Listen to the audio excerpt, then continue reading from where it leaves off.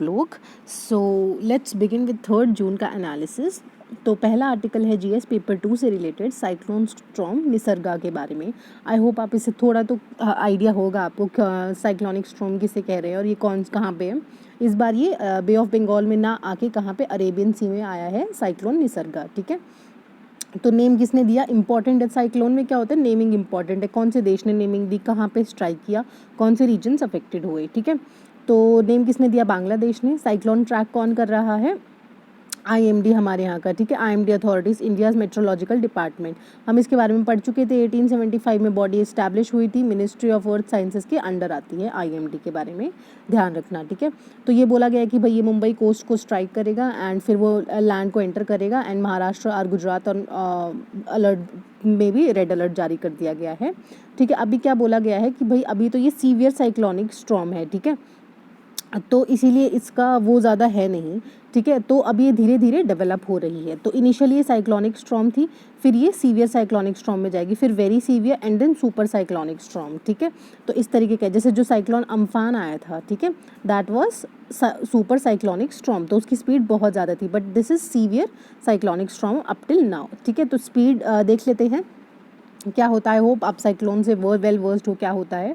Tropical cyclone क्या होता है, it is a large system of winds जिसमें बहुत सारी विंड्स घूम रही हैं। ठीक है, पर क्या है, जो सेंटर है उसका वहाँ पे लो प्रेशर है।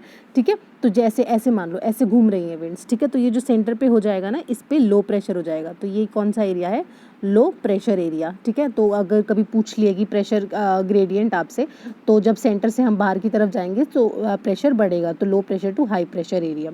ठीक है, so I hope it is clear to you. तो क्या बता रहा है कि भाई जो नदर्न हेमिस्फीयर होता है वहाँ पे तो काउंटर क्लॉकवाइज डायरेक्शन में घूमता है and clockwise direction in the southern hemisphere. तो ये बता रखा है। तो ये वाले ग्रुप मैंने एडो निर्माण टेलीग्राम ग्रुप पे भी इंसर्ट कर दिए, वहाँ पे आप देख लीजिएगा। तो साइक्लोनिक डिप्रेशन क्या होता है, जब नॉर्मली ही विंड्स की स्पीड बढ़ रही है। ठीक है, फिर वो 27 से 51 स्पीड तक है। डीप डिप्रेशन 28 टू 61 नॉट्स तक है। Cyclonic storm 34 to 87। Severe cyclonic storm 48 to 117। Very severe cyclonic storm 64 to 221 and ये greater than 20 to 222 kilometre per hour. ठीक है, तो ये इतनी स्पीड होगी तब वो सुपर साइक्लोनिक स्टॉर्म की कैटेगरी में जाएगा।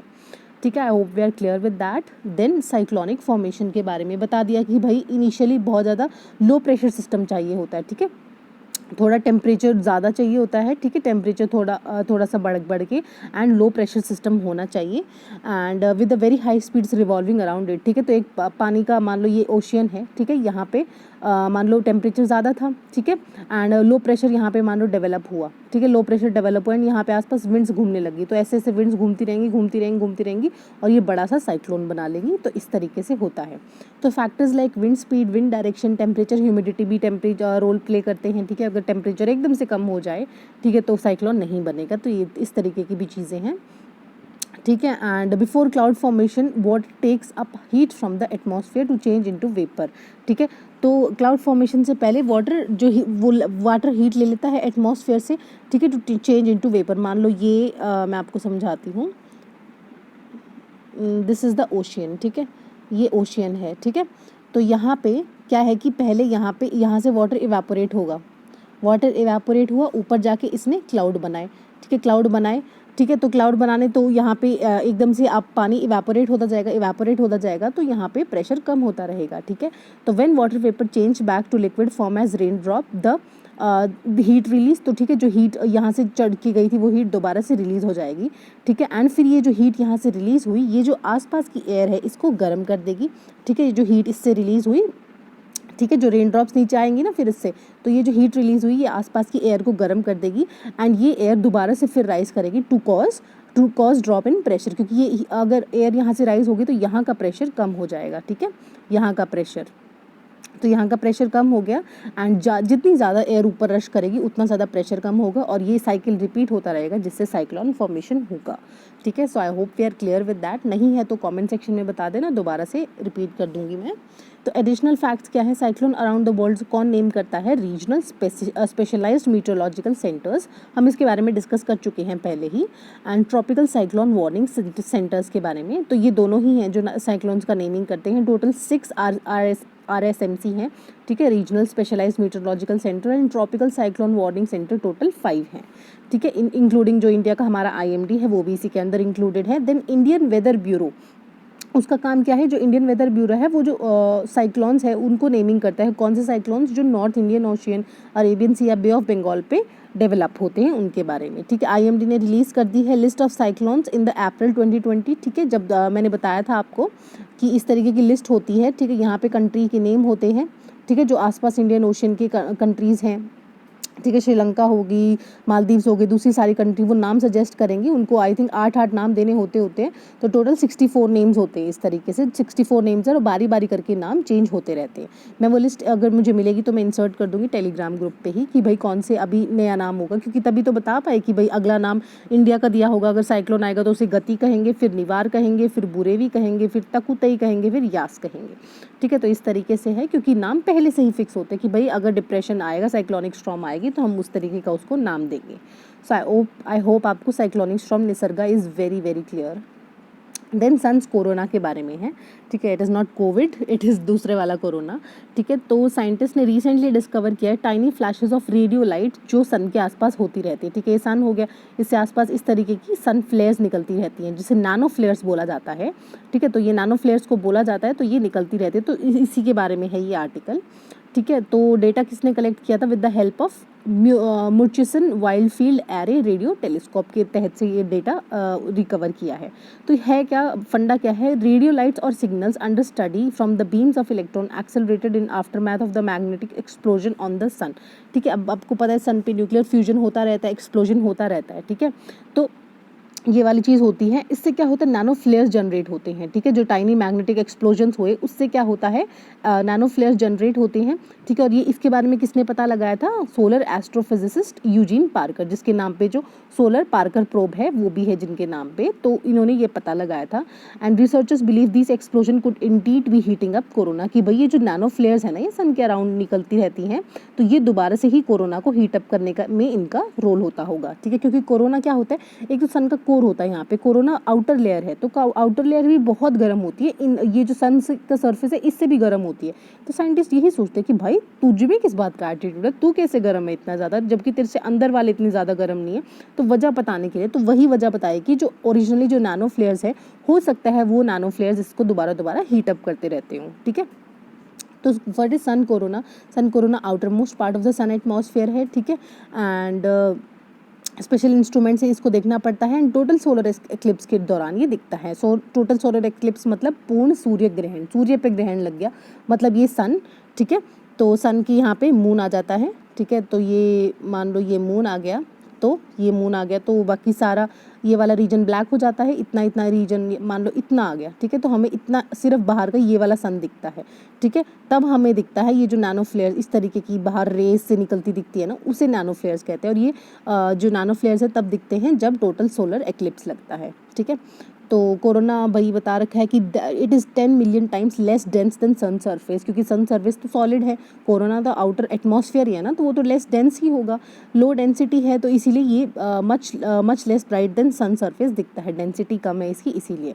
तो कोरोना इतना गर्म क्यों है, ठीक है। ये भाई मिस्ट्री, एस्ट्रोनॉमर्स भी पता लगाने की कोशिश कर रहे हैं कि भाई सन के सरफेस से 100 टाइम्स ज़्यादा हॉट है ये कोरोना, ठीक है। इसीलिए तो बोला जा रहा है कि ये नैनो फ्लेयर्स हो सकता है, नैनो फ्लेयर्स की वजह से इसमें इतनी गर्मी है, ठीक है। और इससे क्या होता है, कोरोना अब सन का आउटर एटमॉस्फेयर, हमारा जो बाहर का एटमॉस्फेयर है उस एटमॉस्फेयर कहते हैं, सन के आउटर मोस्ट एटमॉस्फेयर को कोरोना कहते हैं। तो ये कोरोना स्पेस में पूरा तरह फैला होता है, ठीक है। तो क्या होता है जब सोलर विंड्स जनरेट होती हैं, ठीक है, इस तरीके के देखो ये कोरोना है, ठीक है। इसे जो कह रहे हैं जब सोलर विंड्स ऐसे जनरेट होंगी तो ये कोरोना की जो पार्टिकल्स हैं उनको दूर दराज तक लेकर जाएंगी, ठीक है। तो ये सन की ग्रेविटी से भी एस्केप हो जाते हैं, एंड इतनी तेज़ ये सोलर विंड्स होती हैं। सो जिस टेलीस्कोप से देखा है उसके बारे में देख लेते हैं। ये जॉइंट प्रोजेक्ट है between international consortium of organisation to construct and operate low frequency radio array and operating in the frequency range of 70 to 300 megahertz, ठीक है। तो इस फ्रीक्वेंसी पे ये काम करता है। काम क्या है इसका, न्यूट्रल एटॉमिक हाइड्रोजन एमिशन को डिटेक्ट करना, ठीक है, सन को स्टडी करना, हीलियोस्फीयर को स्टडी करना, अर्थ आयनोस्फीयर को स्टडी करना, ठीक है, एंड मैप करना, जो सन रेडियो स्काई को मैप करना। तो इस तरीके के इसके काम हैं। So I hope it is clear. Then one nation one ration card scheme के बारे में, अभी आपको पता है माइग्रेंट वर्कर्स की दिक्कत हो रही है, जिसकी वजह से मतलब किसी स्टेट में जाके वो चले जाते हैं, माइग्रेट करके जा रहे हैं क्योंकि पैदल पैदल चल के, तो दूसरी स्टेट में उनको राशन नहीं दिया जा रहा कि भाई तुम इस स्टेट के नहीं हो, हम तुम्हें राशन नहीं देंगे। इसीलिए ये मुद्दा दोबारा उठा है कि भाई one nation one ration card scheme को लागू करना चाहिए। एंड जो इस अगर अब लागू किया तो जो स्पेशली जो माइग्रेंट वर्कर्स हैं उनको बहुत ज़्यादा फ़ायदा होगा, क्योंकि जो पब्लिक डिस्ट्रीब्यूशन स्कीम है, टीपीडीएस शॉप्स हैं, वहाँ पे इजीली राशन डिस्ट्रीब्यूट हो पाएगा। तो 3 मोर स्टेट्स ने ज्वाइन कर लिया, एंड टोटल 17 स्टेट्स यूटीज़ इसमें इंक्लूडेड हैं, जो बोल रहे हैं कि भाई हम कॉमन हैं, जो दूसरी जगह राशन कार्ड यूज़ होगा हम उसको एक्सेप्ट कर लेंगे। बेनिफिट क्या होगा, कोई भी लोग भूखे नहीं सोएंगे, ठीक है, क्योंकि हमारे पास फूड सिक्योरिटी बहुत ज़्यादा है। एफएसएसएआई ने भी बोला है कि भाई बहुत ज़्यादा फूड स्टॉक है। हम देखते हैं कितनी बार ये ट्विटर वगैरह पे आता रहता है कि भाई सड़ने लगा हुआ है फूड गोदामों में, पर खाने वाला नहीं है, तो इनको देने में ईजी होगा, ठीक है। एंड चांसेस रिमूव हो जाएंगे, जो कोई अगर एक से ज़्यादा राशन कार्ड होल्ड कर रहा है एंड 2 स्टेट से फ़ायदा उठा रहा है उसके लिए भी। एंड फ्रीडम हो जाएगी बेनिफिशियरीज़ के लिए कि भाई उसको एक पीडीएस शॉप पे ही टाई नहीं होना पड़ेगा। ऐसा होता है ना कभी, अगर नुक्कड़ वाली दुकान के साथ दुश्मनी होगी तो यार उसी से तो लेना पड़ेगा जाके, तो वही ना, थोड़ी दोस्ती बनानी पड़ती है, थोड़ा महंगा भी दे दे तो भी चलता है। पर इससे क्या होगा कि आपको उससे लेने की ज़रूरत नहीं पड़ेगी, आप किसी से भी जाके ले सकते हो, तो करप्शन के चांसेस कम होंगे, ठीक है। तो स्टैंडर्ड फॉर्मेट क्या होगा one nation one ration card scheme का? पहली बात, इसको बाइलिंगुअल फॉर्मेट में बोला जाएगा। एक तो वहाँ पे जहाँ पे वो इशू हुआ है, मतलब उसकी स्टेट की भाषा, ठीक है, मान लो कोई भी मतलब साउथ इंडियन लैंग्वेज है, या फिर एंड दूसरी लैंग्वेज कौन सी, हिंदी या फिर इंग्लिश में उसको लिखा जाएगा, ताकि बाहर किसी को दिखाए तो वो समझ जाए। एंड इस पे क्या होगा कि भाई 10 digit standard ration card number भी लेकर आओ, ठीक है, जिसमें से पहले 2 डिजिट स्टेट कोड हो, ठीक है, उससे आगे की डिजिट जो राशन कार्ड नंबर हो वो हो, ताकि पता चल जाए कौन सी स्टेट में ये इशू हुआ है। Beside a set of 2 another digit will be also be created, ठीक है, ताकि वो यूनिक मेंबर्स आईडी क्रिएट कर सके हर एक घर का, ठीक है, तो इसीलिए 2 अलग डिजिट और क्रिएट होंगी। So this was a thing, ऐसे वो राशन कार्ड का स्टैंडर्ड फॉर्मेट होगा, ठीक है। चैलेंजेस क्या होंगे, this might be prone to corruption, ठीक है, एंड क्योंकि हमारा already public distribution system is quite corrupted, and इससे क्या होगा, फिर जो कॉमन मैन की दिक्कतें हैं वो बढ़ेंगी, and middle man in corrupt PDS shop owners will exploit them further. And Tamil Nadu जैसे स्टेट्स बोल रहे हैं कि भाई ये फेडरलिज्म के अगेंस्ट है, हम खुद इनको राशन देंगे, तुम सेंटर कौन होते हो बोलने वाले, तो फेडरलिज्म के अगेंस्ट है, क्योंकि वो कल्ले सिंगल हैंडेडली इस चीज़ का निर्णय ले रहे हैं। तो then is about electronics incentive scheme launched, ठीक है, तो गवर्नमेंट ने ये पहले ही कुछ मतलब हमेशा इनका मतलब वो रहा है, फोकस रहा है मैन्युफैक्चरिंग ऑफ इलेक्ट्रॉनिक्स को की सेल बढ़ाने का। तो क्या सीन है कि अभी जो चाइना हो गया और एक हमारा देश है, तो चाइना क्या है कि यहाँ से जो इलेक्ट्रॉनिक आइटम्स हैं वो मैन्युफैक्चर होकर इंडिया में आते हैं। नो डाउट हम भी बहुत सारी चीज़ें चाइना को भेजते हैं, ठीक है, जैसे चिप्स वगैरह हो गया, बहुत सारी चीज़ें भेजते भी हैं, पर क्या है कि हम जो भेज रहे हैं वो चीज़ कम है, एंड जो चाइना से आ रही है वो ज़्यादा है, मतलब जो फिनिश्ड गुड है, जैसे कॉलोनियल एरा में होता था, यहाँ से रॉ मटेरियल जाता था, वहाँ से फिनिश्ड गुड आते थे, ठीक है, वो अलग बात है, चाइना का प्राइस कम है, पर उस टाइम प्राइस ज़्यादा होते थे, तो ये दिक्कत आ रही है, जिससे हमारा ट्रेड डेफिसिट बहुत ज़्यादा है। अप्रॉक्स $51 बिलियन का हमारा ट्रेड डेफिसिट है चाइना के साथ। उसको कर्ब करने के लिए सरकार ने क्या बोला है, हम इंडिजीनियसली मैन्युफैक्चर करेंगे इलेक्ट्रॉनिक्स को, ठीक है। तो 3 स्कीम जारी की गई हैं। पहली है प्रोडक्शन लिंक्ड इंसेंटिव, ठीक है। देन दूसरा है स्पेक्स क्या है, scheme for promotion of manufacturing of electronic components and semiconductors, ठीक है। एंड देन तीसरा कौन सा है, मॉडिफाइड इलेक्ट्रॉनिक मैन्युफैक्चरिंग क्लस्टर्स 2.0, मतलब पहले भी लॉन्च की गई है, ये दूसरा वर्जन है इसका। तो पहले क्या है, प्रोडक्शन लिंक्ड इंसेंटिव, इसमें क्या है कि भाई हम अगर आप targeted eight mobile phone manufacturing, ये मोबाइल फ़ोन मैन्युफैक्चरिंग पे टारगेट है, एंड कुछ और इलेक्ट्रॉनिक कंपोनेंट्स पे टारगेट है। उसमें क्या बोला है कि भाई हम इंसेंटिव देंगे 4 से 6% का on incremental sales of the good manufactured in India and covered under target schemes for a period of 5 years, ठीक है। जब से ये स्कीम चालू होगी उसके बाद 5 साल तक हम देंगे। मैं आपको एग्जाम्पल से समझाती हूँ, जैसे कि मान लो हमने 2019 में इसको मतलब फ़ायदा हुआ 400 करोड़ का, ठीक है, 400 करोड़ मान लो हमने दिया उसको, ठीक है, बेच दिया इलेक्ट्रॉनिक्स, मोबाइल इलेक्ट्रॉनिक्स, एंड उससे हमें फ़ायदा हुआ। फिर 2021 में बेचा तो 1000 करोड़ का हुआ, तो कितना वो हो गया, 2020 लगा लो, तो कितना फ़ायदा हुआ, 600 करोड़ का। 600 करोड़ का फ़ायदा, तो क्या करेगी सरकार, ये 600 करोड़ डायरेक्ट वापस इसी जो कंपनी है जिसने ये बना के उसमें वापस से इसको एज अ कैपिटल रीइंबर्स कर देगी, ठीक है। उससे क्या होगा, उसको लोन वगैरह नहीं लेना पड़ेगा, कहीं और से कैपिटल रेज नहीं करना पड़ेगा, सरकार उसको वही कैपिटल जो उसका फ़ायदा हुआ उतना ही उसको देगी, ठीक है। तो this is known as incremental sales, incentives of 4 to 6% of incremental sales, ठीक है। तो जो ये 600 करोड़ है इसका 6% सरकार इसको वापस दे देगी। So this is all about incremental sales, जितनी भी होगी उसमें इंसेंटिव दिया जाएगा of good manufactured in India, ठीक है, and covered under target scheme. वही गुड्स हैं जो सरकार ने लिस्ट कर दिए ना भाई, ये गुड्स हैं, उन्हीं पे मिलेगा अगर आपको उन्हीं से फ़ायदा हुआ है तो। Then spec scheme, spec scheme में क्या है, फाइनेंशियल इंसेंटिव प्रोवाइड होगा आपको 25% तक का on the capital expenditure of identified list of electronic goods.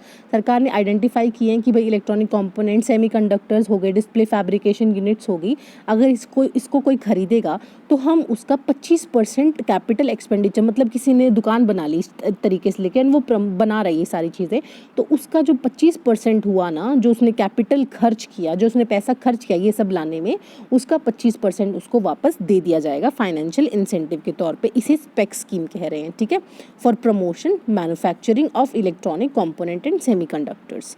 Then तीसरी स्कीम क्या है, मॉडिफाइड इलेक्ट्रॉनिक मैन्युफैक्चरिंग क्लस्टर्स, ठीक है। इसे क्या होगा, क्रिएशन कर सकेंगे world class infrastructure along with common facilities, ठीक है, फैसिलिटीज़ क्रिएट हो प्लस वर्ल्ड क्लास इंफ्रास्ट्रक्चर हो जो दूसरी कंट्रीज़ में भी पाया जाता है, जिससे हम जो ग्लोबल इलेक्ट्रॉनिक्स मैन्युफैक्चर से कम्पीट कर सके हमारी सप्लाई चेन्स, ठीक है। तो ये वाली बात थी। देन सिग्निफिकेंस क्या होगा, हमारी गवर्नमेंट ने क्या एम किया है कि it will manufacture electronic worth 8 lakh crore and 10 lakh तक के लोगों को मतलब एम्प्लॉयमेंट जनरेट होगी, क्योंकि अभी उस चीज़ की बहुत सख्त ज़रूरत है। And India has been achieving moderate success in electronics manufacturing, क्योंकि हम थर्ड जो हमारे जो एक्सपोर्ट करते हैं चाइना से एग्जांपल लेके चलो तो थर्ड नंबर पे हमारा इलेक्ट्रॉनिक्स मैन्युफैक्चरिंग आता है, ठीक है। And India has emerge as second largest mobile manufacturer of the world, ठीक है। तो ये बोल रखा है कि this is first step toward self reliant India, आत्मनिर्भर, ठीक है। And it is not an India of isolation but it is not an inward looking India, it is one of which enhances its capacity and develops ecosystem, इस तरीके की चीज़ है। Then is about CPEC, CPEC is China Pakistan economic corridor के बारे में है, ठीक है। हम इसके बारे में पहले भी डिस्कस कर चुके हैं। तो चाइना ने क्या बोला है, जो सीपैक उसका है सीपैक प्रोजेक्ट है, उसमें क्या बोला है कि जो वो उसमें 1124 megawatt power Kohala hydro power project करके वो इस्टेब्लिश करने वाले, कहाँ, पीओके में। तो इंडिया को तो दिक्कत होनी है, क्योंकि इट इज़ अभी तक इंडिया यही बोलता है कि ये पाकिस्तान ने इलीगली ऑक्यूपाई किया, and that is the truth, ठीक है। तो इसीलिए वो उसको अपना ही हिस्सा मानते हैं। एंड जो एग्रीमेंट हुआ है इंडिया ने इस पर सख्त मतलब नाराज़गी जाहिर की है, पर फिर भी चाइना इसको लेकर आगे बढ़ रहा है, which is a matter of concern, ठीक है। किसके बीच में हुआ था, 3 Gorges corporation authority of Pakistan occupied Kashmir and PPIB, ये इंडस्ट्रियल बोर्ड है गवर्नमेंट ऑफ पाकिस्तान का ही, तो इनके बीच में एग्रीमेंट हुआ है एंड ये सीपैक बनाने की तैयारी में है। प्रोजेक्ट कहाँ होगा, रिवर झेलम पे बेस्ड होगा, ठीक है। आपको याद होना चाहिए कि आरबीएस कौन, रावी, ब्यास एंड सतलुज का पानी इंडिया यूज़ कर सकता है, बाकी इंडस, झेलम एंड चेनाब का पानी वो पाकिस्तान यूज़ करता है, ठीक है। तो इससे क्या होगा कि लो कॉस्ट इलेक्ट्रिसिटी होगी पाकिस्तान को, कंज्यूमर्स को वहाँ पे अवेलेबल होगी। And it is one of the largest investment of US $2.4 billion in an independent power producer in the region, ठीक है। सीपैक क्या है कि भाई it is a part of belt and road initiative. जो बेल्ट एंड रोड इनिशिएटिव क्या है, road linkage plus maritime linkage develop कर रहा है जो चाइना हो गया एशिया से यूरोप को कनेक्ट करने के लिए, ठीक है। जो चाइनीज़ प्रेसिडेंट शी जिनपिंग का ये एम है, ठीक है, ताकि चाइना फंडेड इंफ्रास्ट्रक्चर प्रोजेक्ट को वो फैला सके ज़्यादा से ज़्यादा। Then 3000 kilometre long CPEC corridor, mainly क्या होगा, इसमें हाईवेज़ होंगे, रेलवे होगी, पाइपलाइन होगी। कहाँ से कहाँ होगा, जो ग्वादर पोर्ट है, ठीक है, पाकिस्तान में, ठीक है, टू चाइनीज़ जिनजियांग प्रोविंस, ठीक है, नॉर्थ वेस्टर्न रीजन पे। जिनजियांग हमारा ऊपर से पड़ोसी वाला देश है, ठीक है, जिनजियांग वाला। मान लो यहाँ पे ये लद्दाख एंड जम्मू कश्मीर है ना, तो ये जिनजियांग रीजन है, ठीक है। एंड अगर यहाँ पे देखा जाए तो पाकिस्तान का जो रीजन आता है ना, यहाँ पे इस तरीके के आसपास यहाँ ग्वादर है, ठीक है। तो नॉर्थ वेस्टर्न रीजन, तो इस तरीके का नॉर्थ वेस्टर्न रीजन होगा, यहाँ कहीं पे इसको ऐड करेगा CPEC.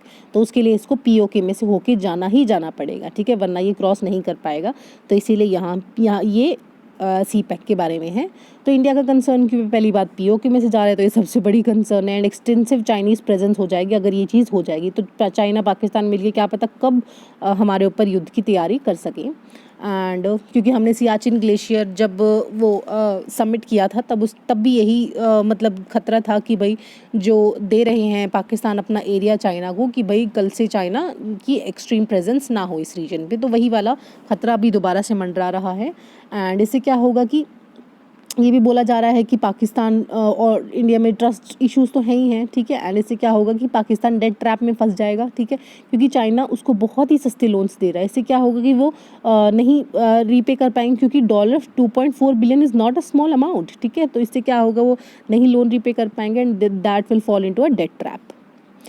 Then is about minimum support price, ठीक है। सीसीए ने अभी क्या होता है, जब भी खरीफ या राबी सीज़न आता है उससे पहले मिनिमम सपोर्ट प्राइस जारी किए जाते हैं, ठीक है, विभिन्न क्रॉप्स के जो खरीफ या राबी सीज़न में सरकार प्रोक्योर करने वाली है, ठीक है। तो कौन इशू करता है इसको, cabinet committee on economic affairs, उसने अप्रूव कर दिया है, ठीक है। एंड किस किस के बताए हैं, सीसम, ठीक है, उड़द, कॉटन, इनके ये प्राइसेस बता दिए हैं। एंड इससे क्या होगा कि भाई उनको अगर और कहीं नहीं बिक रहा, मतलब जो ठेकेदार इसे सस्ता ले रहे हैं, तो वो उनके पास ऑप्शन होगा कि वो सरकार के पास जाके इसको बेच सकेगी, ठीक है। तो एमएसपी क्या है, मिनिमम प्राइस है जो सरकार सेट करती है, जिस पे फार्मर एक्सपेक्ट कर सकते हैं to sell their produce for the season, ठीक है। अगर बाजार में प्राइसेस एमएसपी से भी कम है तो वो सरकार के पास आके उसको बेच सकती है। कौन अनाउंस करता है, cabinet committee of economic affairs, ठीक है, हर सीजन सोइंग सीजन से पहले, ठीक है, beginning of the each sowing season, और अनाउंस करती है किसकी रिकमेंडेशंस पे, commission for agriculture cost and prices, CACP, ठीक है। वो CACP क्या देखता है, demand supply, cost of production कितनी है, प्राइस ट्रेंड कितना चल रहा है, ये सारी चीज़ें देखती है। इंपॉर्टेंट क्यों है, क्योंकि प्राइस वॉलेटिलिटी की वजह से फार्मर्स को एक वही है ना कि नौकरी वाले के पास तो गारंटी होती है कि भाई मैं नौकरी करूँगा तो 18,000 रुपये आ ही जाएंगे, पर फार्मर के पास ऐसी कोई गारंटी नहीं है। तो MSP is one sort of guarantee कि भाई जो उसको प्राइस वॉलेटिलिटी से बचा सके, ठीक है। एंड क्योंकि बम्पर प्रोडक्शन होगी तो भी उसको फ़ायदा होगा, ठीक है। एंड नहीं हो पाएगी तो भी उसके पास एक कम से कम एक अश्योर्ड मार्केट होगी जहाँ पे वो जाके उसको बेच सकेगा, ठीक है। एंड ये वाली चीज़ है। फैक्टर्स क्या टेक इन करते हैं जो MSP तय करने से पहले, डिमांड सप्लाई कितना है, भाई लोग खरीद भी रहे हैं या नहीं, कॉस्ट ऑफ प्रोडक्शन कितना आया फार्मर का, price trend in the market कितना है, international plus domestic, inter crop price parity कितनी है दो क्रॉप्स के बीच का, terms of trade between agriculture non agriculture, minimum of 50% as margin over cost of production, कि भाई 50% तो ज़्यादा हम देंगे ही देंगे, जितना आपका खर्चा लगा है, 1,000 रुपये लगाए तो हम आपकी 2,000 रुपये ही देंगे, ठीक है। एंड लाइकली इम्प्लीकेशंस क्या होंगी ऑन कंज्यूमर्स उस प्रोडक्ट की, तो ये वाली चीज़ है।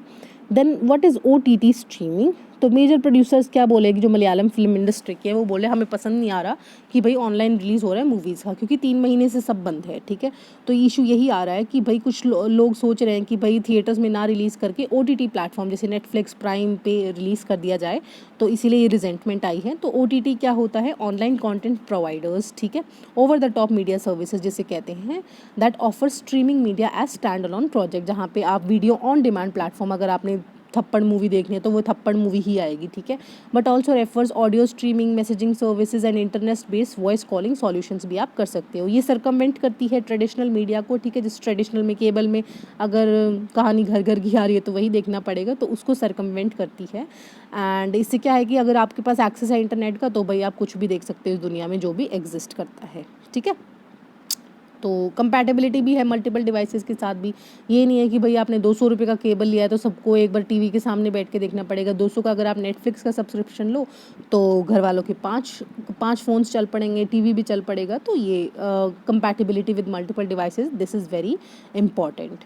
Then what is NPC, national productivity council, ठीक है। ये पुराना आर्टिकल है, दोबारा से आया है, ठीक है, उसके बारे में देख लेते हैं। National level organisation to promote productivity culture in India, ठीक है। तो प्रोडक्टिविटी कल्चर को बूस्ट करने के लिए मिनिस्ट्री ऑफ इंडस्ट्री का ने एस्टैब्लिश किया था इस काउंसिल को 1958 में। ऑटोनॉमस है, मल्टी पार्टेट है, काफ़ी सारी पार्टी हैं, नॉन प्रॉफिट ऑर्गेनाइजेशन है, इक्वल रिप्रेजेंटेशन है एम्प्लॉयर्स का प्लस वर्कर ऑर्गेनाइजेशन का और सरकार का, ये इंपॉर्टेंट है, ठीक है। एम्प्लॉयर्स भी उतने ही हैं इस काउंसिल में, वर्कर ऑर्गेनाइजेशन भी और सरकार की भी, ठीक है। ये किसके कॉन्स्टिट्यूएंट है, एशियन प्रोडक्टिविटी ऑर्गेनाइजेशन का कॉन्स्टिट्यूएंट है, ठीक है। तो एशियन प्रोडक्टिविटी ऑर्गेनाइजेशन है, ठीक है, जिसके तहत मतलब जिसका नोडल ब्रांच जो इंडिया में एग्जिस्ट करता है वो NPC है, ठीक है। तो ये उसका नोडल कॉन्स्टिट्यूएंट है, ठीक है, and inter government body of which government of India is a founder member. तो एशियन प्रोडक्टिविटी ऑर्गेनाइजेशन का कॉन्स्टिट्यूएंट है एनपीसी, ठीक है। क्या काम करता है? एक्सेलरेटिंग सॉल्यूशन ऐसे देता है जिससे प्रोडक्टिविटी बढ़े, कॉम्पिटिटिवनेस बढ़े, प्रॉफिट बढ़े, ऑगमेंटिंग सेफ्टी बढ़े, ठीक है, एंड वर्क कल्चर अच्छा हो एंड कस्टमर सेटिस्फैक्शन हो, ठीक है। तो ये आर्टिकल था। Then is about NCMC. NCMC क्या? National crisis management committee. तो कमेटी है तो किसके लिए? ताकि जो रिलीफ मेजर्स हैं, जो नेचुरल कैलामिटीज़ आ रही हैं, उसके लिए इफेक्टिव इम्प्लीमेंटेशन हो उनका, ठीक है। ने एक standing national crisis management committee बनाई है with cabinet secretary as chairman. Cabinet secretary is highest level IAS position, ठीक है। देन टू की फंक्शन क्या होंगी? ओवरसी करेगा command, control, coordination of the disaster response, ठीक है। Give direction to crisis management group, ठीक है, उनको बताएगा ऐसे ऐसे काम करो। डीप सांग क्या है? एरिया ऑफ क्रूशियल डिप, ठीक है, बल्ज है यहाँ पे एरिया में, कहाँ? एलएसी में। तो एलओसी नहीं, एलएसी में। LAC is line of actual control. Chinese army ने ऑक्यूपाई किया था मोस्ट ऑफ द प्लेन्स इन 1962, ठीक है। जो अक्साई चिन का रीजन है इधर वाला, ये most of the thing China ने इलीगली ऑक्यूपाई कर रखा है 1962 के वॉर में, ठीक है। तो ये जो दीप सांग है ये यहीं पे लाई करता है, ये इसकी फ़ोटो इंसर्ट कर रखी है, ठीक है। इंडिया वही बात है कि वेस्टर्न पोर्शन जो प्लेन है उसको यहाँ पे लद्दाख मानता है, ठीक है। वेयर इज ईस्टर्न पोर्शन ये अक्साई चिन है, ये चाइना ने क्लेम कर रखा है अपना, ठीक है। और यहाँ पे बोला गया है कि यहाँ पे हैवी चाइनीज़ प्रेजेंस है दीप सांग में and this is a matter of concern.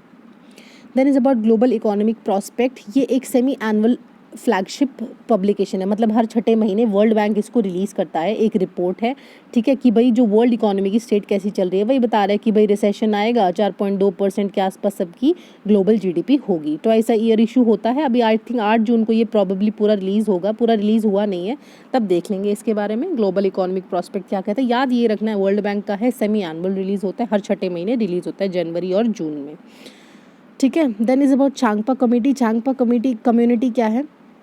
क्योंकि चाइना ने चुमूर और डेमचोंग रीजन में घुस चुके हैं, ठीक है। तो लद्दाख की जो नोमैडिक हर्डिंग है, चांगपा कमेटी, उनको बड़ी दिक्कत आ रही, क्योंकि उनको घुमा घुमा के उनकी जो गोट्स है उनको चराना पड़ता है एंड वहाँ पे चाइनीज़ इंट्रूजन ज़्यादा है तो वो नहीं जा सकते बाहर क्योंकि खतरा रहता है ना, ठीक है। तो इससे क्या होगी, जो यंग पश्मीना गोट्स है उनकी मौत हो रही है क्योंकि वो चराने नहीं जा सकते बाहर, ठीक है।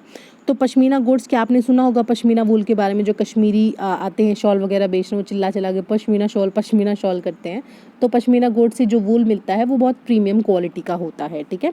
स्पेशल ब्रीड है goat indigenous to high altitude of Ladakh in Jammu Kashmir, ठीक है, क्योंकि इसमें अल्ट्रा फाइन कश्मीरी वूल देती हैं ये पश्मीना गोट्स, ठीक है, पश्मीना गोट्स।